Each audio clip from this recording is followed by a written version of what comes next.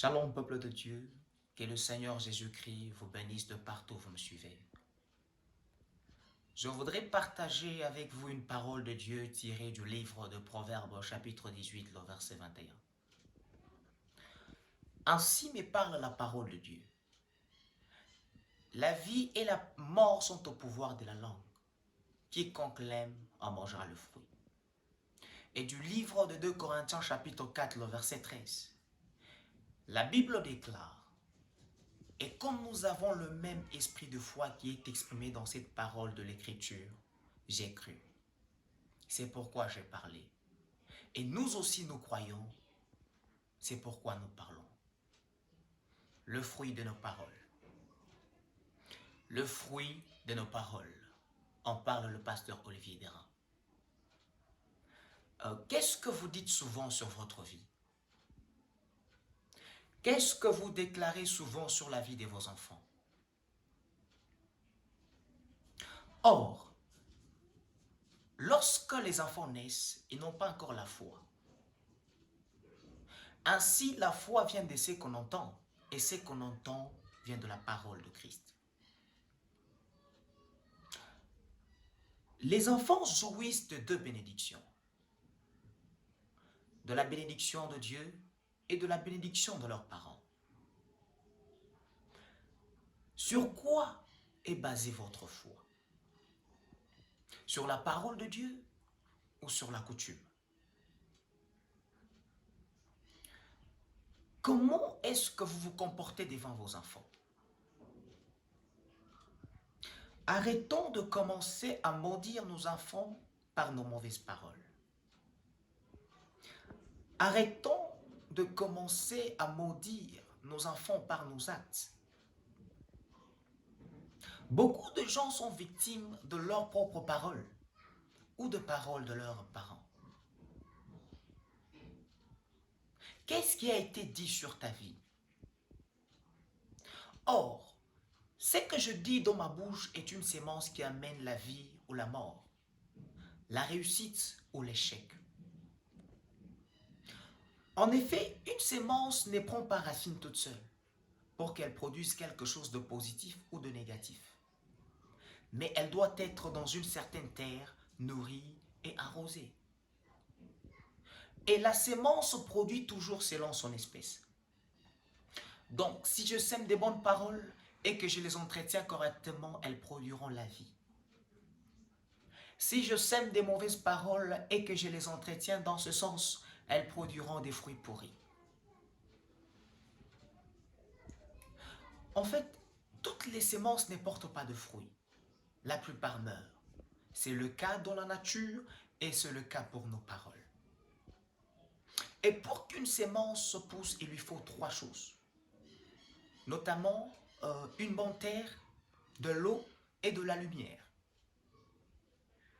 Alors, il est très abusif d'entendre des enseignements qui disent que toutes les paroles que nous disons vont être une sémence qui va pousser et porter de fruits. Mais, seules dites avec conviction, vont effectivement s'enraciner et pousser dans notre vie. Les bonnes et les mauvaises. Et quand on arrive à conformer notre pensée à celle de Dieu, rien ne nous est impossible. C'est ce que Jésus faisait. Et c'est la raison pour laquelle il amenait la solution à n'importe quelle situation. Et trop de chrétiens ont de mauvaises façons de penser qui les amènent à croire des choses non scripturaires et à parler de manière non scripturaire. Ces personnes sèment des mauvaises sémences qui n'amènent pas la vie de Christ et la réponse à leurs problèmes, mais des sémences de mort où le diable peut régner dans leur situation.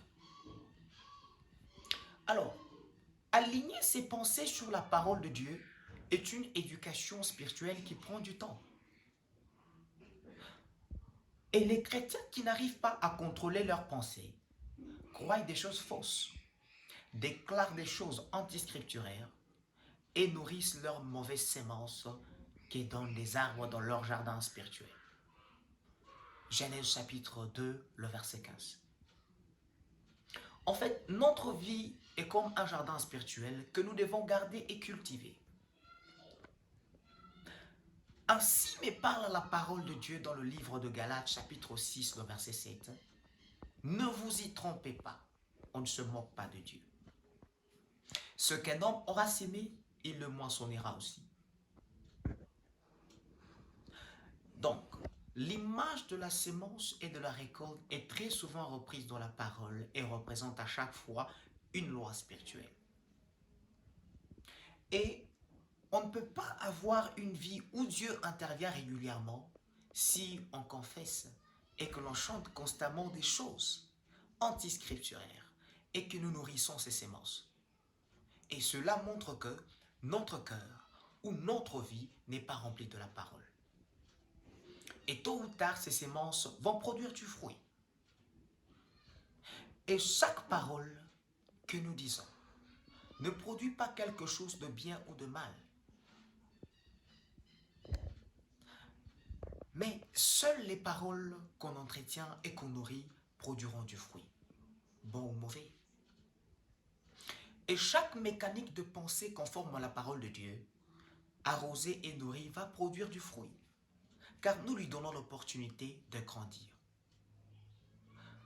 Et les paroles négatives que nous n'entretenons pas meurent et ne produisent rien de négatif.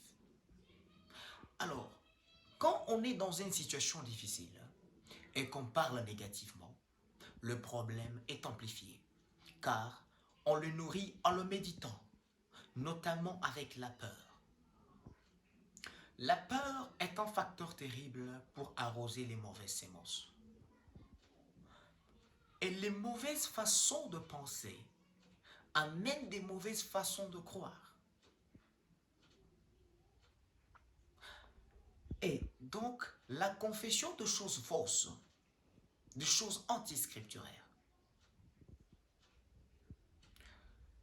Prier ou essayer d'être dans la foi est inutile, car on détruit ce qu'on voulait construire, en croyant des choses fausses et en les confessant. Et notre foi est influencée.